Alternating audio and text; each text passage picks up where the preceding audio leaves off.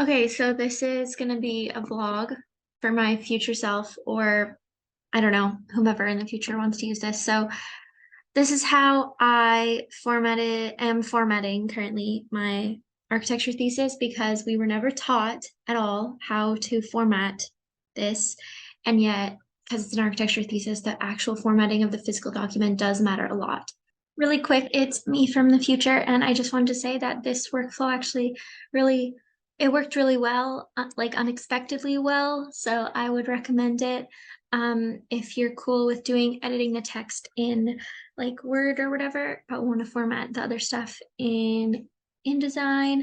The way that I was able to update it every time I made changes was super, super easy. So first thing is, I'm really glad that I used Zotero from the beginning of the semester, but I'm really frustrated that I didn't use it all throughout schooling because it's such a huge, huge help. So how to use Zotero? You Google it, you download it. It is like a desktop app and a plugin for your browser. So you go to whatever like JSTOR or something and you find like a thing you want to cite, and then you click on this thing. Come on. It'll say save to Zotero. You click it, and I'm saying, yes, I want it to save to that folder. So now it's in here in my little folder. So then I've been using Google Docs, but you can use Zotero for Word as well. And then you just you click on Zotero here, add citation, and then you find it's really slow because it's free. It's not like amazing, but it's still good. It's just slow. So then you wait for this to load.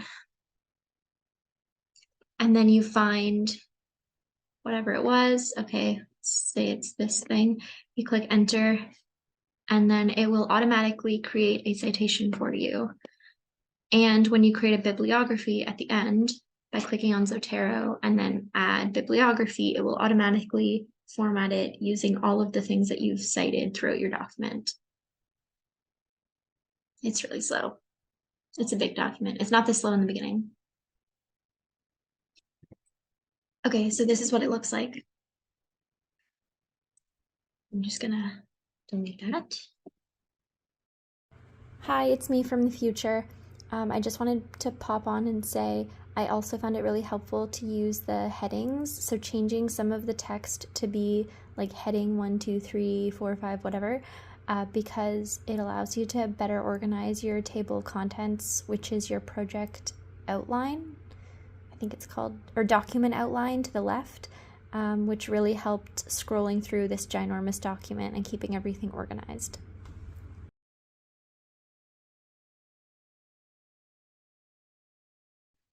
So now that I have all of the text written and formatted with all of my citations embedded, I took some time to like make it look nice, like where I want the margins, the font, the spacing, like what I want the titles to look like and everything. I'll come back to this stuff, but like just generally what I want it to look like. And then I guess the next step is I'm gonna print a PDF. This will maintain that it's a PDF and not like a JPEG. It's not gonna rasterize it. So that's nice. And then I'm gonna basically place each of these pages individually into InDesign, which is still a pain in the ass, but it's not as much of a pain in the ass as trying to like copy and paste every single text box in here and use InDesign to like format your citations. That would be so much work, especially if you have a giant doc. If you don't have that much writing, like maybe it's like worth spending the time on that, but I can't be bothered. So now in my InDesign file, you can go file new document and then make it so it's a spread. Make sure that it's a spread. Let's see if I can remember to do this. Click facing pages to make sure that it's like a book, or if you don't want it to be a book, because it doesn't have to be, you don't click facing pages. Okay. And you would put like inches or whatever. You pick the size. So I have this kind of set up, and then I'm going to use master pages. So I'm going to use the master pages because I want like little headings at the top, like part 1, and I want the page numbers and everything. And then I'm also So I'm going to have that as basically my background, the PDFs layered on top, and then another layer of the photos, like images to like jazz it up and really use InDesign to its fullest purpose. So before I created the master list, I went on curve.carleton.ca where I looked through a bunch of different theses. So this is what it is. You just go to curve.carleton.ca and then theses, and then click on architecture, not architectural studies. And then you just click on them. And so I found like a couple that I liked to kind of like be my inspiration for my formatting, because why reinvent the wheel? And then I took a little screenshot of this person's and plopped it in, pasted it into my InDesign file so that I can like literally copy it. And then oh yeah, so then you go new master, or sorry, you have these are your pages.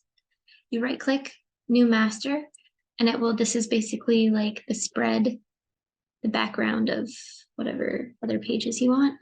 So then I like put this in, like a title. I wrote part 1. So then another one I might write part 2, or like add different titles. And then I made this little jazzy thing. And this is my page number. I could have had like the page numbers at the bottom or whatever. Let's see if I can remember how to do it.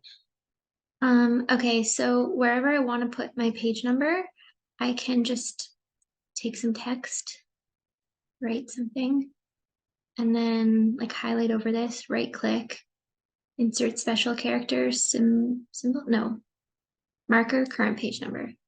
And now that will be the location and the font size and the font and everything and the opacity. Like this will be where the page number is, and it will have these like settings. I'm just gonna delete that one. So now that I have like a master page set up, oh, and you can add rulers as well, which will appear every time. So now I'm just gonna like, okay, let's see. I'm no longer in the master, I'm in like a random page. So to apply the master, you right click on it and say apply master to pages, and then you pick whichever one you want to do, probably the A master. And then what I just figured out, which is the reason why I want to make this little documentation video, is that so for the other pages, like for like your table of contents and stuff, where you don't want it to start being like page 1, 2, 3, 4, you want it to be like Roman numerals. You don't do that in the master, you do that by going like this, right click, numbering and sections, and then you just say, you change it to be this. And then wherever you started that, it basically creates a new section. So I decided right here to go numbering and sections, and then I said this. So now those are like the Roman numeral pages. And then this one I said start page 1, and then that's the number. So that will show up. So if you want to see what it actually looks like without like the rulers and everything, and with like the good quality looking pictures, you just go Shift W on your keyboard, and then you can like tab through. So as you can see, this page number is like Roman numerals. And then as I keep going, and then now it starts at 1. Yay. And then you can see I changed this to be master B or something, master B. So that changed. Yeah. Okay, that's where I'm at right now.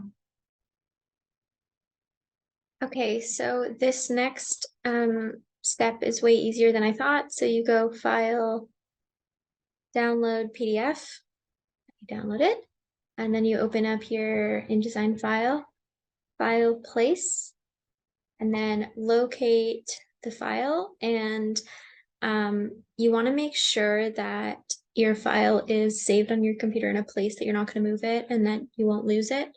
Probably not in your downloads, because in InDesign the things that you're placing, like images or whatever, are linked to their original location, which is great because then when you update them, it like will automatically update. But yeah. So click on it and then make sure you have this button checked here that says show import options, because otherwise you won't get this and it will only import the top page. So then instead of saying preview page, say all. And yeah, then you can just click, click, click, and click 99 times. And then since they placed and they're the same size as the spread, it literally just snaps right into place. And then the background is transparent. So now you can see whatever the stuff is in the background. For some reason, it looks really dark here, and I don't know why. Okay, so it ended up working out. Just a couple last notes after I finished it. So first of all, I made a whole bunch, like I duplicated the master spread a bunch of times so that I could have different text like intro or part 1, part 2, part 3, blah, blah, blah, conclusion, that kind of thing. For one of the sections, I added, so you can also add the rulers, like these guide ruler things, to the masters. So I, like for one of them where I needed to basically have the same page layout a whole bunch of times, I made a lot of rulers, which was super helpful. For the text, the background PDFs, it's just really important that if you do make changes, like I was making changes of like few little things throughout the Google Drive doc, and then I would download it like again, like download, and then it would be the same name and save it to the same location. And so then whenever that happens, you get a little like question mark up here, and it says like the link is broken because you updated it and it's not updated. So then you just click that little question mark and it will automatically update. So you have to make sure that you're not like adding pages in here, because if you do that, like this image is basically like page 4 of the document that you printed. So just make sure that what your the PDF that you're using is actually like the final one, and then only make like small changes because you don't want to mess with the page numbers. I figured out a quicker way to update the text document. So when you make, let's say, a small change in the original text document, and then you re-download it as a PDF, and then it'll be named the same thing. So then you just move it to the correct location. It might be your downloads, but I think it is better if it's not. You replace it, and then you go back to your InDesign document, and then before, what I was doing was just clicking on each of these little warning triangles, and it is updating. But this was really, really tedious. So the faster way to do this is to just click on this little link icon and then click on the little warning triangle and then double click on it here, and that will relink it. So you just have to wait a second, but it is updating every single page instead of just one at a time. So this saves you a lot of time.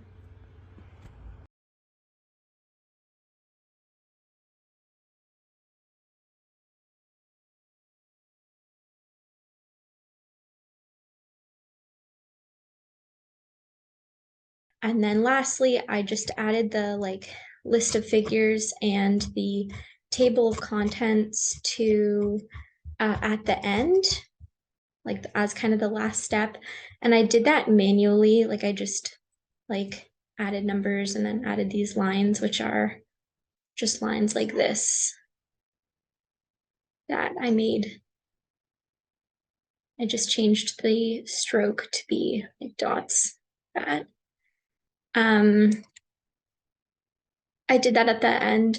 You can like create an automatic table of contents, but since your the PDFs have been added, like the titles are not actually text in your document, so it won't work. So just like type it out by hand, and then I added the list of figures at the end too. I don't really think there's a faster way to do this.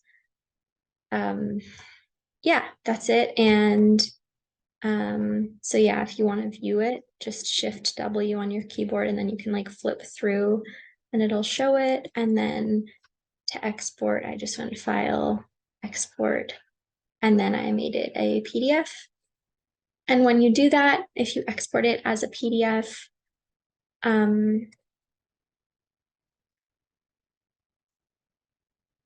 since the images that we added were also PDFs, you can still like highlight the text, like it's still reading as text, which is super useful, because then you can, if for some weird reason you need to do this, you can export it as a Microsoft Word document as well, or any of these options, which is nice. You don't want to rasterize this. Yeah, that's it. Oh, and you might notice that when I exported the spreads, the line is no longer in the middle, which I like that there isn't that page break, because for the page spreads, they look nice. They're not like, they don't have a line cutting half of the image in half like this. So yeah, that's it. It worked.